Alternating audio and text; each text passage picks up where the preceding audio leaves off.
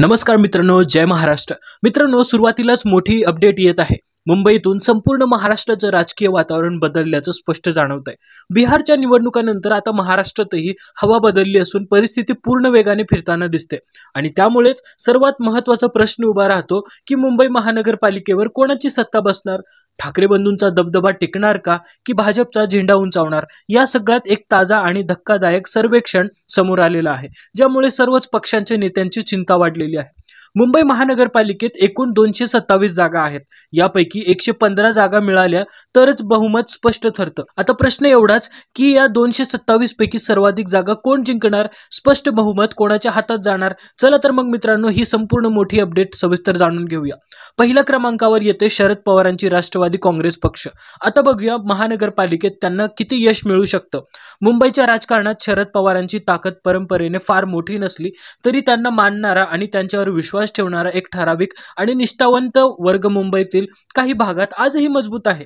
याच पार्श्वभूमीवर समोर आलेल्या ताज्या आढाव्यानुसार शरद पवारांच्या राष्ट्रवादीला मुंबई महानगरपालिकेत 7 ते 12 जागा मिळण्याची शक्यता आहे. मुंबईत आपली नवी आणि मोठी इनिंग सुरू करण्याच्या तयारीत पवार असल्याचंही या आकडेवारीवरून दिसतंय. यानंतर मित्रांनो, पुढचा महत्त्वाचा पक्ष म्हणजे अजित पवारांची राष्ट्रवादी काँग्रेस पार्टी. मुंबईत त्यांना मोठं यश मिळेल का, किती मिळेल याबाबत अजूनही त्यांच्या परफॉर्मन्सवरच सर्वात जास्त अवलंबून आहे. त्यांचे सोबती पक्ष एकनाथ शिंदे यांची शिवसेना आणि भाजप हे दोन्ही पक्ष त्यांना किती जागांची साथ देतील यावरही अजित पवारांच्या यशाचं गणित मोठ्या प्रमाणात अवलंबून आहे. मात्र राष्ट्रवादी काँग्रेसमधील फुटीनंतर अजित पवारांना मुंबईत मोठा धक्का बसू शकतो असं वातावरण सध्या मुंबईत पाहायला मिळत आहे. कारण ठाकरे बंधूंचा प्रभाव आणि लोकप्रियता मुंबईत अजूनही मजबूत आहे आणि त्याचा थेट फटका अजित पवारांच्या मतांवर पडू शकतो. याच अंदाजाच्या आधारावर अजित पवारांच्या राष्ट्रवादीला मुंबई महानगरपालिकेत 3 जागा निश्चित मिळतात आणि परिस्थिती अनुकूल ठरली तर 5 जागांपर्यंत मिळू शकतात. सध्याच्या राजकीय समीकरणानुसार मुंबईत त्यांना 3 जागांवर यश मिळण्याची जास्त शक्यता मानली जात आहे. यानंतर मित्रांनो, पुढे येतो सर्वात महत्त्वाचा पक्ष म्हणजे काँग्रेस. देशाच्या राजकारणातील जुना व परंपरागत पक्ष म्हणून ओळखली जाणारी काँग्रेस बिहार निवडणुकीत मात्र मोठ्या पराभवाला समोर गेली होती. परंतु मुंबई महानगरपालिका निवडणुकीत काँग्रेस पूर्ण ताकदीने उतरायला तयार झाली आहे. काँग्रेसने स्वतंत्रपणे लढण्याचा पवित्रा घेतल्यानंतर मुंबईत एक जोरदार चर्चा सुरू झाली आहे. यामुळे ठाकरे बंधूंना मोठा धक्का बसू शकतो. कारण काय, मुंबईतील अल्पसंख्याक आणि दलित मतदार हे पारंपरिकरित्या काँग्रेसकडे झुकतात आणि हे मत काँग्रेसकडे वळले ठाकरे गटांच्या जागांवर थेट परिणाम होऊ शकतो आणि इथूनच राजकीय गणित पूर्णपणे बदलण्याची शक्यता आहे. आता पाहूया काँग्रेसला किती जागा मिळू शकतात. ताज्या अंदाजानुसार मित्रांनो, काँग्रेसला 21 ते 26 जागा मिळू शकतात आणि ही संख्या किंगमेकर ठरू शकते. कारण मुंबई महापौर निवडताना काँग्रेसच्या या जागा निर्णायक ठेवणारा घटक बनू शकतात. ही गोष्ट निश्चित लक्षात ठेवण्यासारखी आहे. यानंतर पुढचा तितकाच महत्त्वाचा पक्ष, ज्या पक्षाबद्दल गेल्या 6 महिन्यापासून संपूर्ण महाराष्ट्रात चर्चा सुरू आहे, ठाकरेंची ज्यांच्यासोबत युती होऊ शकते असा पक्ष. या सगळ्या चर्चा दरम्यान सर्वात जास्त गजबजलेली बातमी म्हणजे राज ठाकरे आणि उद्धव ठाकरे एकत्र येणार का? आणि जर दोन्ही बंधू एकत्र लढले तर मुंबईत काय भूकंप होऊ शकतो का? मित्रांनो, दोन्ही पक्ष एकत्र आले तर त्याचा सर्वात मोठा फायदा मनसेलाही होऊ शकतो. कारण मुंबईतील काही ठराविक भागांमध्ये मनसेचं वजन अजूनही प्रचंड आहे, तर उद्धव ठाकरेंचा प्रभाव तर संपूर्ण मुंबईत पसरलेला आहे. म्हणजे दोघांची मतं मिळून जाईल तर दोन्ही पक्षांचा डबल फायदा ठरू शकतो. अंदाजानुसार राज ठाकरेंची मनसे पुन्हा एकदा मोठी मुसंडी मारू शकते. पूर्वीसारख्याच जागा मिळण्याची परिस्थिती तयार होते. सध्या मिळालेल्या आकडेवारीनुसार मनसेला 21 ते 26 जागांवर यश मिळण्याची शक्यता दिसत आहे. यामुळे एक मोठा प्रश्न उभा राहतो की मुंबई महानगरपालिका पुन्हा ठाकरेंच्या ताब्यात जाणार का? यांचं उत्तर आता लवकरच समोर येईल. यानंतर पुढचा आणि तितकाच महत्त्वाचा पक्ष म्हणजे बीजेपी, भारतीय जनता पार्टी. देशभरात, महाराष्ट्रात आणि जवळपास सर्व राज्यांमध्ये सत्ता वाढवण्याचा मोठा राजकीय रोड मॅप भाजपने तयार केला आहे. त्या अनुषंगाने भाजपने आपली पूर्ण ताकद पणाला लावली आहे. मुंबई महानगरपालिकेच्या निवडणुकीत मोठा विजय मिळवण्यासाठी तो राजकीय, संघटनात्मक आणि रणनीतीच्या स्तरावर मोठी मोहीम राबवत आहेत. गेल्या लोकसभा आणि विधानसभा निवडणुकांमध्ये भाजपला मुंबईत मिळालेले यश आपण पाहिलंच आहे. त्यामुळे मुंबई महानगरपालिका आपल्या ताब्यात असणे आवश्यक असं भाजपला वाटते. आता मुख्य प्रश्न म्हणजे भाजप किती जागा जिंकणार? कारण मुंबईच्या सत्तेचे संपूर्ण समीकरण भाजपच्या आकड्यावर अवलंबून राहणार आहे. उद्धव ठाकरे आणि राज ठाकरे एका बाजूला तर त्यांच्या विरोधात एकनाथ शिंदे, अजित पवार आणि भाजप असं मोठं आघाडीचं समीकरण बनतंय. या स्थितीत अंदाजानुसार भाजपला 61 ते 66 जागा मिळण्याची शक्यता दिसते. मात्र ठाकरे बंधू एकत्र आल्यास या समीकरणाला मोठा धक्का बसू शकतो. यानंतर एकनाथ शिंदे यांची शिवसेना मुंबईतील बहुतांश नगरसेवकांनी उद्धव ठाकरेंची साथ सोडून एकनाथ शिंदे यांच्याकडे झुकतानाचं आपण पाहिलं आहे.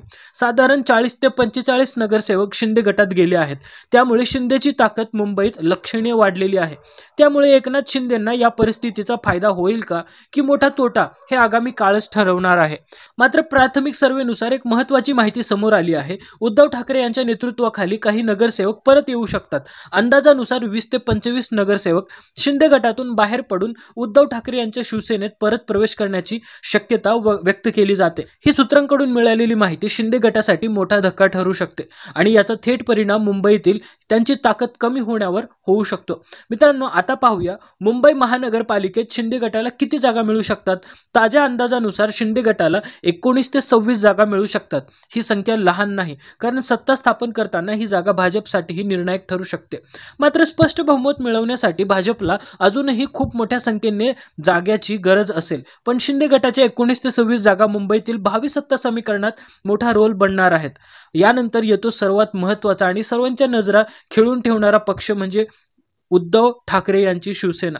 मुंबईकरांच्या प्रतिक्रिया, त्यांच्या सूचना, त्यांनी व्यक्त केलेला विश्वास, त्यातून एकच गोष्ट समोर येते. जर महाराष्ट्रात स्थिरता हवी असेल तर मुंबईची सत्ता ठाकरेंकडेच असावी, असं मुंबईतील मोठा वर्ग सातत्याने सांगतोय.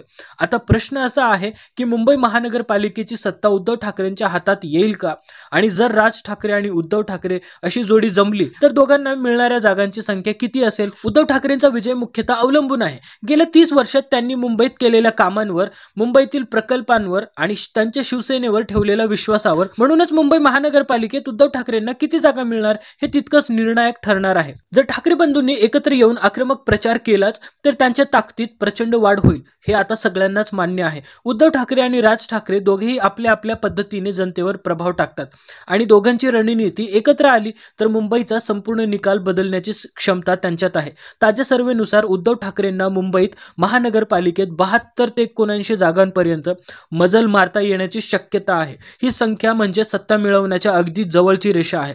म्हणजेच ठाकरे सत्ता ताब्यात घेऊ शकतात अशी धक्कादायक माहिती समोर येत आहे. आता महाराष्ट्रभर एकच उत्सुकता आहे की राज आणि उद्धव ठाकरे एकत्र लढले तर मिळून किती जागा मिळतील आणि त्यांच्याकडे किती नगरसेवक जातील. कारण दोघांचं एकत्र समीकरण मुंबईच्या सत्ता संग्रामात भाजपला मोठा धक्का देऊ शकतं, असा अंदाज सध्या राजकीय वर्तुळात जोरात आहे.